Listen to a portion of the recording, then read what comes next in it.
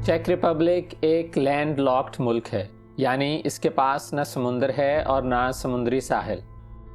इसके बावजूद ये यूरोप के सबसे ज़्यादा विज़िट किए जाने वाले ममालिक में शुमार होता है। चेक रिपब्लिक में 2000 से ज़्यादा किले और महल्लात हैं, यानी दुनिया में सबसे ज़्यादा किलों वाले ममालिक में इसका शुमार होता है। जब हम चेक रिपब्लिक की खूबसूरत वादियों और सब्ज़ पहाड़ियों का जिक्र करते हैं तो लॉकेट एक ऐसा कस्बा है जो अपनी तारीख़ी अहमियत और दिलकश मंजरकशी की वजह से दुनिया भर के सयाहों को अपनी तरफ खींचता है।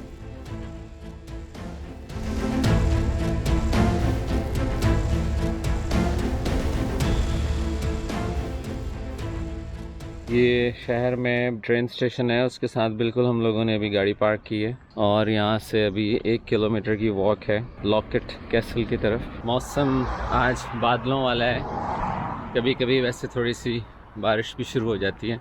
ये बाहर से व्यू कासल का। ट्रेन चेक करें इनकी। ये मशहूर जर्मन शायर गोएथे या गोएटे उनका मुजस्समा है। ये बिल्कुल ऐसे ही हैं जैसे हमारे लिए अल्लामा इकबाल थे। और ये मैप इस जगह का, काफ़ी पुराना शहर है ये, और ये पूरे का पूरा शहर चट्टान पर बना हुआ है। ये रास्ता है ऊपर कासल की तरफ। Adult 7 Euros. ये टिकट खरीद ली हम लोगों ने 2, एमा तो फ्री है। ये 12वीं सदी का बना हुआ है ये, और ये इस किस्म की चट्टानें हैं जिसके ऊपर इसकी कंस्ट्रक्शन की हुई है। लिखा हुआ है यहाँ पे कि जो भी गॉटस्टाइन की दाढ़ी को टच करेगा और इस चंदे में या बक्से में कुछ रकम छोड़ के जाएगा, इस सांप की दाढ़ी देखें इनकी कैसे चमक रही है। टच करने के बाद तो उसकी कोई भी विश है वो पूरी होगी, लेकिन अगर वो इस डंडे को टच करेगा तो फिर 1 साल के अंदर उस पर मुसीबतों के पहाड़ टूट जाएंगे। तो हम प्रस्ती सिर्फ हमारे यहाँ ही नहीं है, हर जगह ये है। लेकिन इसकी दाढ़ी चेक करें जी। मेरा कैमरा का मैं टच करवा रहा हूँ ताकि मेरा चैनल चल पड़े। और ये इसका मेन टावर है। बड़ी हिम्मत है वैसे इस तरह की रॉक्स पे इन लोगों ने कासल बनाए हुए हैं। ये वैसे जिस हालत में है बहुत ही ज़बरदस्त, ऐसा कासल मैंने देखा नहीं इतनी बेस्ट कंडीशन में। 12वीं सदी में तामीर होने वाला ये किला काफ़ी अरसे तक हुक्मरानों, अशराफिया और फ़ौजी ताकत का एक मरकज़ रहा। दरियाए ओरी के किनारे एक चट्टान पर खड़ा ये किला आखिरी वक्त तक नाकाबिले तस्खीर रहा।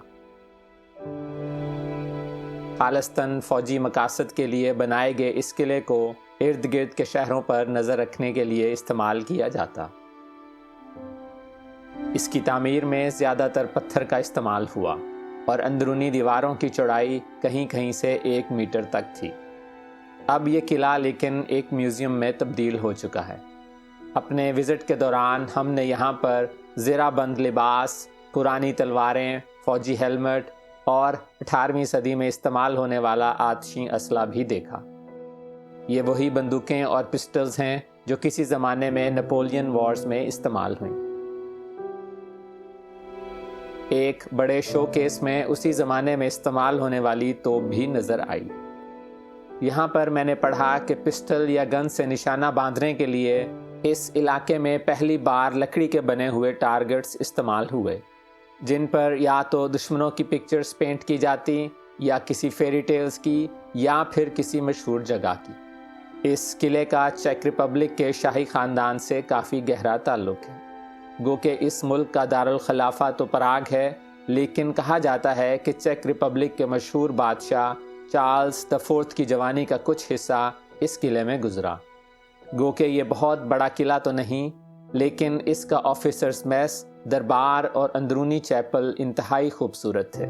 यहीं दीवार पर देखी हमने एक पेंटिंग जो 1540 ईस्वी की थी, तकरीबन 500 साल पुरानी, जबकि इस कमरे की छत का डिज़ाइन भी काफ़ी मुनफरद था। यहाँ पर दिलचस्प बात यह कि ये किला और इस शहर की गलियाँ जेम्स बॉन्ड सीरीज़ की मशहूर फिल्म कैसीनो रॉयल की शूटिंग में भी इस्तेमाल हुई। गोथिक स्टाइल में बना ये किला बाहर से देखने पर बिल्कुल परियों जैसे किले का तस्वर पेश करता है।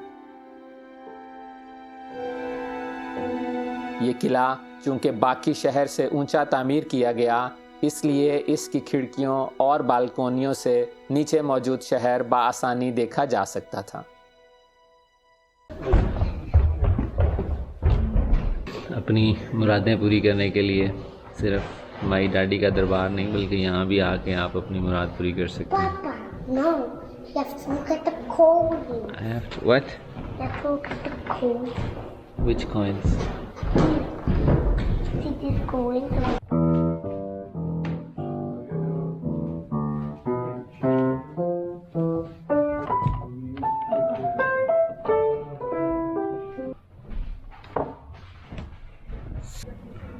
गेम ऑफ थ्रोन जैसी फीलिंग आ रही है। जैसे ही हम बाहर निकले तो यहाँ हमने देखा एक बहुत गहरा कुआं।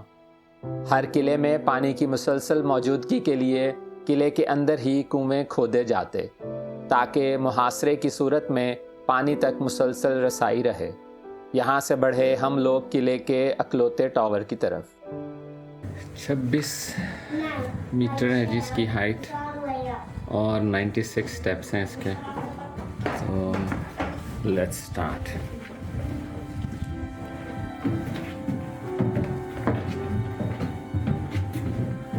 बाकी किले की तरह ये टावर भी पत्थरों से तामीर किया गया और इसमें रोमन आर्किटेक्चर नज़र आता है। इस टावर के बनाने का मकसद ना सिर्फ इर्द गिर्द के इलाकों पर नज़र रखना था, बल्कि किले पर हमला होने की सूरत में बादशाह इस टावर के अंदर पनाह लेता। तंग रास्ते और सीढ़ियों की बदौलत किसी भी हमला आवर के लिए इसके ऊपर वाले हिस्से में पहुंचना आसान न होता।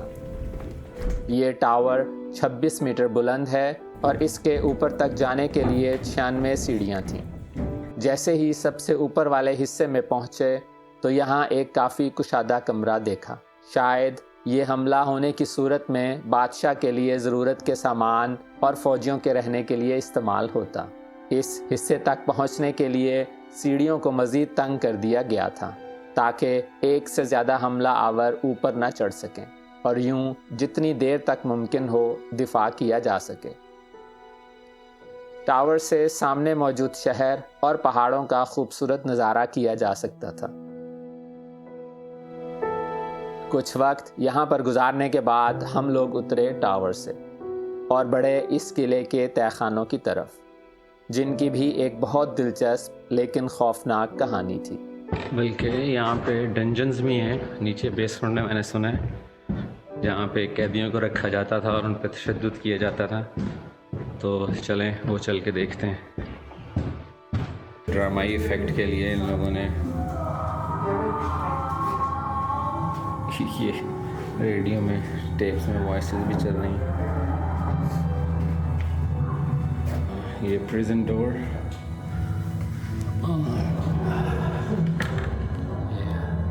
अंदर हर किले में छोटे मोटे जेल खाने तो होते हैं, लेकिन 17वीं सदी में ये पूरा किला जेल के तौर पर इस्तेमाल हुआ। यही वजह है कि इसकी बेसमेंट में एक मुनज़्ज़म तरीके से बनाई गई जेल मौजूद थी, जहाँ पर ना सिर्फ कैदियों को रखा जाता बल्कि उन पर तशद्दुद के नए से नए तरीके भी ईजाद किए जाते। तहखाने में दिन की रोशनी दाखिल ना हो पाती और छोटी छोटी कोठरियों में कैदियों को रखा जाता।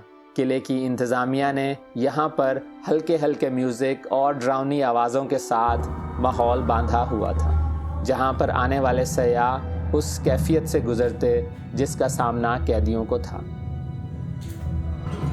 ये एक टॉर्चर के लिए इस सर पे चढ़ाते होंगे बंदे के। ले जाने पे क्या करते हैं इसके साथ।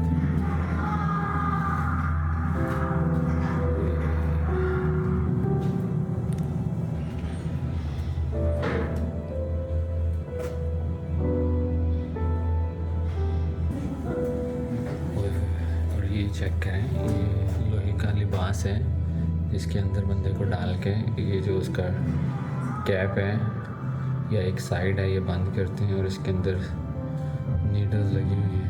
अंदाज़ा करें कितनी तकलीफ़ दे चीज़ होती होगी इवन आँखों पर मारने के लिए, और बंदा निकल भी नहीं सकता क्योंकि ये पूरा लोहे का बना हुआ है।